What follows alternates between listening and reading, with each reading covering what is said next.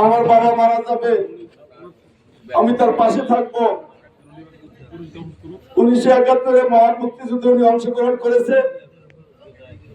এই দেশের স্বাধীনতার যুদ্ধে ওনার যে ভূমিকা ছিল তা আপনারা সকলেই কম বেশি আপনারা জানেন। আমি তার বড় সন্তান হিসেবে আপনাদের দুইবার সেবা করার সুযোগ আমার ভাগ্যে হয়েছিল, আপনাদের সাথে ছিলাম। আজকে যে পুলিশ ভাইরা আমাকে নিয়ে আসছে, সেই গাজীপুর থেকে আমরা 6টার দিকে আমরা গাড়িতে উঠছি, এখন কটা বাজে আমি জানি না। অনেক কষ্ট আমাদের হয়েছে, কিন্তু ওনারা হিমশিম খাচ্ছে ওনাদের নিরাপত্তা আমাকে দেওয়ার কারণের জন্য। আপনারা কেউই ওনাদের সাথে বিন্দু মতো দুর্ব্যবহার করবেন না। ওনাদের যেভাবে ওনারা চায় সেইভাবে আমি আপনাদের পাশে থাইকা যতটুকু সময় আপনাদের সাথে সালাম বিনিময় করে যাব, এটাই হলো আমার কথা। আজকে আমার আব্বা সামাজিক ভাবে আপনাদের মাঝে ছিল। এই কোটালীপাড়া প্রত্যন্ত অঞ্চলে ওনার আবার যাতায়াত ছিল, অনেক মানুষের সাথে তার সুসম্পর্ক ছিল, অনেক সামাজিক দরিদ্র পালন করেছে। হয়তো অনেকেই মনের অজান্তে ওনার ব্যবহারে কষ্ট পেয়ে থাকতে পারেন।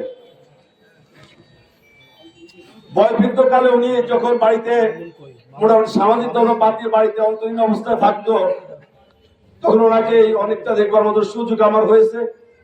আমি যথেষ্ট ভাবে তার চেষ্টা করেছি যেন উনি বাকি জীবনটা সুন্দরভাবে কাটাতে পারে।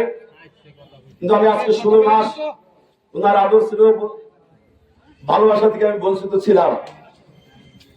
আমি জেলের ভিতরে বসে সর্বদাই আল্লাহর কাছে দোয়া করেছিলাম যে আল্লাহ, আমি যদি জীবিত অবস্থায় আমার আব্বার দোয়াটা আমি নিতে পারি, কিন্তু ভাগ্যে আবার তার হলো না। আজকে তার মৃত্যু মুক্তি আমাকে দেখতে হলো। আপনাদের কাছে আমার দাবি, আমার আব্বার প্রতি আপনারা কেউ রাগ রাখবেন না। যদি কখনো মনের অজান্তে উনি কোনো কষ্ট দিয়ে থাকে, আপনারা আমার আব্বাকে মাফ করে দিয়ে। আমার আব্বার হয়তো অনেকের সাথে লেনদেন ছিল, যদি কেউ আমার আব্বার কাছে পান, আমার দাবি আমার কি বলবেন।